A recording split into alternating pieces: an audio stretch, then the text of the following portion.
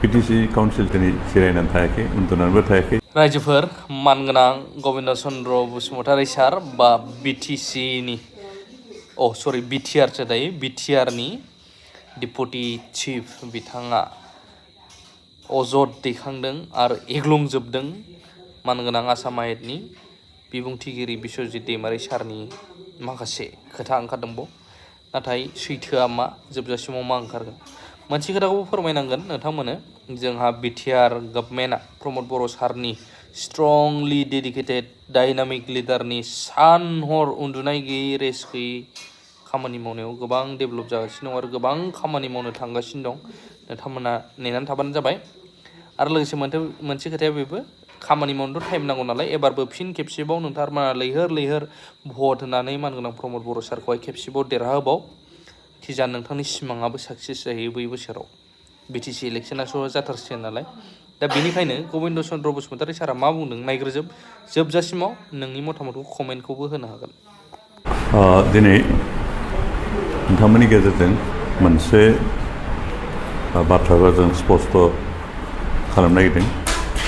बेनो जाबाय थांनाय 4 अक्ट'बर खालि बर'नि सासे दैदेनगिरिया आसामनि गिबि मन्त्रि डक्टर हिमन्त बिश्व शर्मानो गांसे लाइजाम लिरदोंमोन आरो बे लाइजामनि गेजेरजों 3 सेप्तेम्बर खालि आसामनि मानाव गिदिर गभर्नर बिथाङा आसामनि ब्लक डेभेलपमेन्टफोरखौ पुनर्गठन खालामनायनि जि निर्देश होदोंमोन बेखौ बिटिसिनि जितु कन्स्टिटिउसनेल राइट्स बेखौ भंग खालामदों होननानै अजद दैखांदोंमोन आरो बे लाइजामनि गेजेरजों बिथाङा गावखौनो 6 सिडिउलनि सासे स्पेसियेलिस्ट होननानै प्रतिष्ठा खालामनो गायसननो नाजानायखौ नुदों आरो लोगोसे बिटिसि सरकारा गावनि ओनसोलाव थानाय ब्लकफोरखौ दाखांफिननायनि रिकनस्ट्राक्ट खालामनायनि जि बेबस्था जि खामानि बेखौ मावफुङाखै दलर जिरायनानै दं होननानै बिथाङा अपवाद मोनसे होनो नागिरदों खिन्थु जों बेखौसो बुङो जे बिथां बुंनाय बायदि बिथाङा आजब दैखांनाय बायदि रायजो सरकारा काउन्सिल सरकारनि जितु कन्स्टिटिउसन राइट्स बेखौ कुनुदिन भायलेट खालामाखै बरन्स रायजो सरकार आरो काउन्सिल सरकार मोननैजों बुजा थानाय खामानि मावलांगासिनो दं आरो जेब्लानो जोंनि काउन्सिल सरकारा आसामनि गिबि मन्त्रि डक्टर हिमन्त बिश्व शर्माखौ लोगो मोनो रायलायो अब्लानो बिथाङा बिथोन होयोमोन काउन्सिल सरकारखौ जे नोंथांमोनहा काउन्सिल सिङाव थानाय ब्लक जि रिअर्गेनाइजेसन बेखौ नोंथांमोना खामानिखौ मावफुंनांगौ बेनिखाय बै दैदेनगिरिया बुंनाय बायदि अजद दैखांनाय बायदि रायजो सरकारा काउन्सिल सरकारनि कन्स्टिटिउसन राइटखौ भायलेट खालामाखै बिथाङा बेबायदि अजद दैखांनायनि गेजेरजों काउन्सिल सरकार आरो रायजो सरकारनि गेजेराव मोनसे गोरोन्थि सानलायनाय मिसआन्डारस्टेन्डिं क्रिएट खालामनो नागिरनाय बायदिखौ नुहुरदों आरो लोगोसे बेखौबो बिथाङा बुंनो नाजादों जे गावल'सो काउन्सिलनि सोमोन्दै सिन्था खालामो आरो काउन्सिल सरकारा जेबो खामानि मावखौ दलर जनायनिफ्राय जेबो मिथिया बेबायदि गावनि सांग्रांथि गावनि गोरोन्थिखौ फोरमान खालामनो नागिरदों आरो बिथांनि बे नाजानायखौ जों सोंखारि मानोना बिथाङा अजद दैखांनाय बायदि काउन्सिल सरकार आरो रायजो सरकार काउन्सिल सरकारनि मोन्थायखौ खुनुदिन खर्ब खालामाखै आरो खालामनायबो नङा आरो काउन्सिल सरकाराबो बिथां अपबाद होनाय बायदि बिथाङा अजद दैखांनाय बायदि दलर जिरायनानै थायाखै जों काउन्सिल सरकारा 3 सेप्तेम्बर खालिनिफ्रायनो डिआरडिनि गेजेरजों ब्लकफोरनि पुनर्गठनखौ रिअर्गेनाइजेसनखौ जागायदों आरो 30 सेप्तेम्बर खालि जा मानगोनां आसामनि गभर्नरा मोनसे डिरेक्सन होनानै एसअपिडि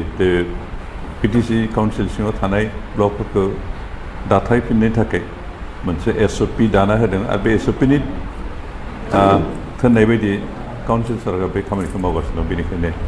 जों काउन्सिल सरकार दिनै जिरायनानै थायाखै उन्दुनानैबो थायाखै गावनि दायित्वखौ पालन खालामगासिनो दं आरो बिथाङा लाइजाम हरनायनि सिगाङावनो जों काउन्सिल सरकारा बिटिसि ओनसोलनि ब्लक दाथायफिननायनि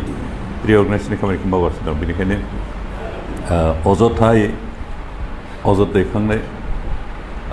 बर' दैदेनगिरिनि आसामनि गिबि मन्थ्रिनि लाइजाम हरनायनि गेजेरजों जि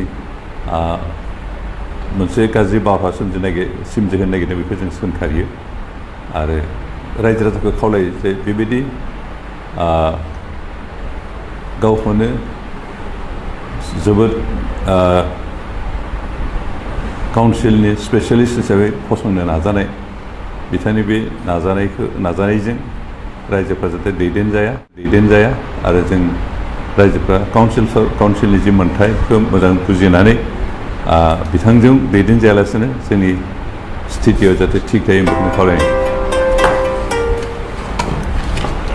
जों खावलायदों रायजोफ्रा जाहाथे बिथांजों बिथांनि जि गोरोन्थि सावगारि दिन्थिनो नागिरदों बेखौ जाहाथे फोथाया मानोना जों काउन्सिल सरकारा कुनु दिन गावनि दायित्वखौ मावालाफानो थायाखै गावनि दायित्वखौ पालन खालामालासिनो थायाखै आरो स्टेट सरकारबो रायजो सरकाराबो कुनु दिन जोंनि सायाव काउन्सिल सरकारनि सायाव जाबसिननो होनो नागिराखै आरो काउन्सिल सरकारनि जि मोन्थाय बेखौ हेंथा होनो नागिराखै मानोना जों अरायबो बुजा थानो खामानि मावदों चिफ मिनिस्टारा अरायबो पजिटिभ दृष्टिभंगिजों पजिटिभ नोजोरजों बिटिसि काउन्सिलखौ सालायलांनो थाखाय बिसोरनो होबाय थादों आरो होलांबाय थादों काउन्सिलाव आं पिएनआरडि डिपार्टमेन्टखौ नायदों आरो जों पिएनआरडि डिपार्टमेन्टआवनो बे ब्लकनि बाथ्रा फैयो खिन्थु जों माबा हिसाबै जों इटिमेटिभखौ स्टार्ट खालामबाय बिथाङा लिरनायनि सिगांनो खामानिखौ जों स्टार्ट खालामबाय आरो दा सोलिगासिनो जोंहा बे माबाखौ ब्लक रिअर्गनाइजेसननि खामानिया सोलिगासिनो दं इटिमेटिभ जों गार्जेन मिनिस्टार बेनिफ्राय एमएलएफोर आरो डिपार्टमेन्ट सेक्रेटारि बायदिसिनाखौ लानानै मोनसे कमिटि दाबाय आरो बे कमिटिनि गेजेरजों जों खामानिखौ मावगासिनो दङ बिथाङा लाइजाम हरनायनि सिगाङावनो जों बे खामानिखौ स्टार्ट खालामदों बेनिखायनो बिथाङा लिरनाय लाइजामा जेबो मुल्य गैया